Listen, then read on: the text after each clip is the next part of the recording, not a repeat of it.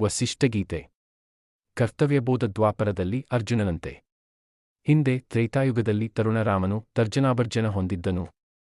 ದಾಶರಥಿಯ ಅಂದಿನ ಮಾನಸಿಕ ಸ್ಥಿತಿ ಇಲಿಗಳಿಂದ ಧ್ವಂಸಗೊಂಡ ಮನೆಯಂತಾಗಿತ್ತು. ಋಷಿ ವಸಿಷ್ಠರು ಗುರುವಿನ ಸ್ಥಾನದಲ್ಲಿ ನಿಂತು ಆ ಸಂದೇಹವನ್ನು ಹೋಗಲಾಡಿಸಿದರು. ವಸಿಷ್ಠಗೀತೆಯು ಬೋಧಪ್ರದವಾಯಿತು.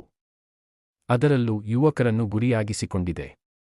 ಅದನ್ನು ತಿಂದಾಗಲೇ ನಮಗೆ ರುಚಿ ಗೊತ್ತಾಗುತ್ತದೆ. ನಡೆದರೆ ಮಾತ್ರ ನಮ್ಮ ಗುರಿ ತಲುಪುತ್ತೇವೆ. ಮನಸ್ಸಿನ ಮೇಲೆ ನಿಯಂತ್ರಣ ಅಗತ್ಯ ಎಂದು ಹೇಳುತ್ತದೆ. ಮರದ ತುಂಡನ್ನು ನೋಡುವಾಗ, ಮೃದುವಾದದ್ದನ್ನು ನೋಡುವಾಗ ಅದೇ ರೀತಿಯ ಭಾವನೆಯನ್ನು ಅನುಭವಿಸಲು ಇದು ನಮಗೆ ಕಲಿಸುತ್ತದೆ. ನವಜಾತ ಶಿಶುವಿನ ಪರಿಶುದ್ಧತೆಯಿಂದ ಮನಸ್ಸನ್ನು ತುಂಬುವುದು ಎಂದರ್ಥ. ದಾನವನ್ನು ವೈಭವೀಕರಿಸುತ್ತದೆ. ಈ ಸಂದರ್ಭದಲ್ಲಿ ಮಹರ್ಷಿಗಳು ಕುಂದಪುಡಿಯ ಕಥೆಯನ್ನು ಹೇಳುತ್ತಾರೆ. ಒಂದು ದಿನ ಒಬ್ಬ ವೇದ ಪಂಡಿತನು ತನ್ನ ಹಸುಗಳನ್ನು ಮೇಯಿಸಲು ಕರೆದುಕೊಂಡು ಹೋದನು. ಬಾಯಾರಿಕೆ ನೀಗಿಸಿಕೊಳ್ಳುವ ಯತ್ನದಲ್ಲಿ ಆ ಮೂಕ ಜೀವಿಗಳು ಕೆರೆಯಲ್ಲಿ ಸಿಲುಕಿಕೊಂಡವು. ಎಷ್ಟೇ ಪ್ರಯತ್ನಿಸಿದರೂ ದಡ ಸೇರಲು ಸಾಧ್ಯವಾಗಲಿಲ್ಲ. ಆ ಸಮಯದಲ್ಲಿ ಒಬ್ಬ ಕಾರ್ಮಿಕನು ಆ ಕಡೆ ಹೋಗುತ್ತಿದ್ದನು. ಪಂಡಿತನು ತನ್ನ ಹಸುಗಳನ್ನು ಉಳಿಸಲು ಮನುಷ್ಯನನ್ನು ಕೇಳಿದನು. ಆ 5 ಹಸುಗಳಲ್ಲಿ ಒಂದನ್ನು ಬಹುಮಾನವಾಗಿ ಕೊಟ್ಟರೆ ಸಹಾಯ ಮಾಡುವುದಾಗಿ ಕುಂದಾಪು ಹೇಳಿದರು.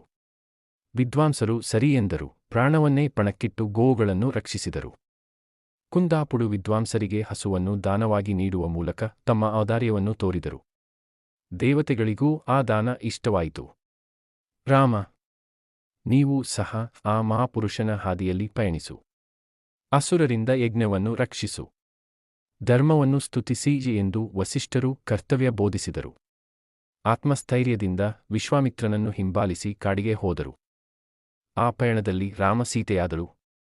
ರಾವಣನ ರೂಪದಲ್ಲಿ ಭವಿಷ್ಯದ ಬಿಕ್ಕಟ್ಟನ್ನು ಎದುರಿಸಲು ಸಾಕಷ್ಟು ಸ್ಥೈರ್ಯವನ್ನು ವಸಿಷ್ಠಗೀತೆಯ ರೂಪದಲ್ಲಿ ಸಂಗ್ರಹಿಸಲಾಗಿದೆ. ಕಪಿಲ ಮಹರ್ಷಿಗಳು ಸಹಾಯ ಲೋಕಕ್ಕೆ ನೀಡಿದ ಕೊಡುಗೆ ಕಪಿಲಗೀತ. ಶ್ರೀಕೃಷ್ಣನ ಪ್ರತಿನಿಧಿಯಾಗಿ ಗೋಪಕಾಂತರಿಗೆ ಉದ್ಧವ ನೀಡಿದ ಸಂದೇಶವೇ ಗೋಪಿಗೀತ. ಶಿವ ಪಾರ್ವತಿಯರ ಸಂಭಾಷಣೆ ಗುರುಗೀತೆ. ಶಿವರಾಮಚಂದ್ರರ ಬೌದ್ಧ ಚರ್ಚೆ ಶಿವಗೀತೆ. ಅಂಬರೀಷ್ ಗೀತ ಅಂಬರೀಷ್ ಅವರ ಅನುಭವವನ್ನು ಆಧರಿಸಿದೆ. ದತ್ತಾತ್ರೇಯರ ಹಿತಬೋಧ ಅವಧೂತ ಗೀತ. ಜ್ಞಾನೇಶ್ವರಿ ಅವರ ಕೃತಿ ಜ್ಞಾನೇಶ್ವರಿ ಭಗವದ್ಗೀತೆ. ವಸಿಷ್ಠಗೀತೆ. ಕರ್ತವ್ಯಬೋಧ. ದ್ವಾಪರದಲ್ಲಿ ಅರ್ಜುನನಂತೆ. ಹಿಂದೆ ತ್ರೇತಾಯುಗದಲ್ಲಿ ತರುಣರಾಮನು ತರ್ಜನಾಭರ್ಜನ ಹೊಂದಿದ್ದನು. ದಾಶರಥಿಯ ಅಂದಿನ ಮಾನಸಿಕ ಸ್ಥಿತಿ ಇಲಿಗಳಿಂದ ಧ್ವಂಸಗೊಂಡ ಮನೆಯಂತಾಗಿತ್ತು. ಋಷಿ ವಸಿಷ್ಠರು ಗುರುವಿನ ಸ್ಥಾನದಲ್ಲಿ ನಿಂತು ಆ ಸಂದೇಹವನ್ನು ಹೋಗಲಾಡಿಸಿದರು. ವಸಿಷ್ಠಗೀತೆಯು ಬೋಧಪ್ರದವಾಯಿತು. ಅದರಲ್ಲೂ ಯುವಕರನ್ನು ಗುರಿಯಾಗಿಸಿಕೊಂಡಿದೆ. ಅದನ್ನು ತಿಂದಾಗಲೇ ನಮಗೆ ರುಚಿ ಗೊತ್ತಾಗುತ್ತದೆ. ನಡೆದರೆ ಮಾತ್ರ ನಮ್ಮ ಗುರಿ ತಲುಪುತ್ತೇವೆ. ಮನಸ್ಸಿನ ಮೇಲೆ ನಿಯಂತ್ರಣ ಅಗತ್ಯ ಎಂದು ಹೇಳುತ್ತದೆ. ಮರದ ತುಂಡನ್ನು ನೋಡುವಾಗ, ಮೃದುವಾದದ್ದನ್ನು ನೋಡುವಾಗ ಅದೇ ರೀತಿಯ ಭಾವನೆಯನ್ನು ಅನುಭವಿಸಲು ಇದು ನಮಗೆ ಕಲಿಸುತ್ತದೆ. ನವಜಾತ ಶಿಶುವಿನ ಪರಿಶುದ್ಧತೆಯಿಂದ ಮನಸ್ಸನ್ನು ತುಂಬುವುದು ಎಂದರ್ಥ. ದಾನವನ್ನು ವೈಭವೀಕರಿಸುತ್ತದೆ. ಈ ಸಂದರ್ಭದಲ್ಲಿ ಮಹರ್ಷಿಗಳು ಕುಂದಪುಡಿಯ ಕಥೆಯನ್ನು ಹೇಳುತ್ತಾರೆ. ಒಂದು ದಿನ ಒಬ್ಬ ವೇದ ಪಂಡಿತನು ತನ್ನ ಹಸುಗಳನ್ನು ಮೇಯಿಸಲು ಕರೆದುಕೊಂಡು ಹೋದನು.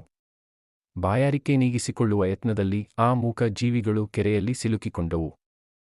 ಎಷ್ಟೇ ಪ್ರಯತ್ನಿಸಿದರೂ ದಡ ಸೇರಲು ಸಾಧ್ಯವಾಗಲಿಲ್ಲ. ಆ ಸಮಯದಲ್ಲಿ ಒಬ್ಬ ಕಾರ್ಮಿಕನು ಆ ಕಡೆ ಹೋಗುತ್ತಿದ್ದನು. ಪಂಡಿತನು ತನ್ನ ಹಸುಗಳನ್ನು ಉಳಿಸಲು ಮನುಷ್ಯನನ್ನು ಕೇಳಿದನು. ಆ 5 ಹಸುಗಳಲ್ಲಿ ಒಂದನ್ನು ಬಹುಮಾನವಾಗಿ ಕೊಟ್ಟರೆ ಸಹಾಯ ಮಾಡುವುದಾಗಿ ಕುಂದಾಪು ಹೇಳಿದರು. ವಿದ್ವಾಂಸರು ಸರಿ ಎಂದರು. ಪ್ರಾಣವನ್ನೇ ಪಣಕ್ಕಿಟ್ಟು ಗೋವುಗಳನ್ನು ರಕ್ಷಿಸಿದರು. ಕುಂದಾಪುಡು ವಿದ್ವಾಂಸರಿಗೆ ಹಸುವನ್ನು ದಾನವಾಗಿ ನೀಡುವ ಮೂಲಕ ತಮ್ಮ ಔದಾರ್ಯವನ್ನು ತೋರಿದರು. ದೇವತೆಗಳಿಗೂ ಆ ದಾನ ಇಷ್ಟವಾಯಿತು. ರಾಮ, ನೀವು ಸಹ ಆ ಮಹಾಪುರುಷನ ಹಾದಿಯಲ್ಲಿ ಪಯಣಿಸು. ಅಸುರರಿಂದ ಯಜ್ಞವನ್ನು ರಕ್ಷಿಸು. ಧರ್ಮವನ್ನು ಸ್ತುತಿಸಿ ಎಂದು ವಸಿಷ್ಠರು ಕರ್ತವ್ಯ ಬೋಧಿಸಿದರು. ಆತ್ಮಸ್ಥೈರ್ಯದಿಂದ ವಿಶ್ವಾಮಿತ್ರನನ್ನು ಹಿಂಬಾಲಿಸಿ ಕಾಡಿಗೆ ಹೋದರು. ಆ ಪಯಣದಲ್ಲಿ ರಾಮ ಸೀತೆಯಾದಳು. ರಾವಣನ ರೂಪದಲ್ಲಿ ಭವಿಷ್ಯದ ಬಿಕ್ಕಟ್ಟನ್ನು ಎದುರಿಸಲು ಸಾಕಷ್ಟು ಸ್ಥೈರ್ಯವನ್ನು ವಸಿಷ್ಠಗೀತೆಯ ರೂಪದಲ್ಲಿ ಸಂಗ್ರಹಿಸಲಾಗಿದೆ. ಕಪಿಲ ಮಹರ್ಷಿಗಳು ಸಹಾಯ ಲೋಕಕ್ಕೆ ನೀಡಿದ ಕೊಡುಗೆ ಕಪಿಲಗೀತ. ಶ್ರೀಕೃಷ್ಣನ ಪ್ರತಿನಿಧಿಯಾಗಿ ಗೋಪಕಾಂತರಿಗೆ ಉದ್ಧವ ನೀಡಿದ ಸಂದೇಶವೇ ಗೋಪಿಗೀತ. ಶಿವ ಪಾರ್ವತಿಯರ ಸಂಭಾಷಣೆ ಗುರುಗೀತೆ. ಶಿವರಾಮಚಂದ್ರರ ಬೌದ್ಧ ಚರ್ಚೆ ಶಿವಗೀತೆ. ಅಂಬರೀಷ್ ಗೀತ ಅಂಬರೀಷ್ ಅವರ ಅನುಭವವನ್ನು ಆಧರಿಸಿದೆ.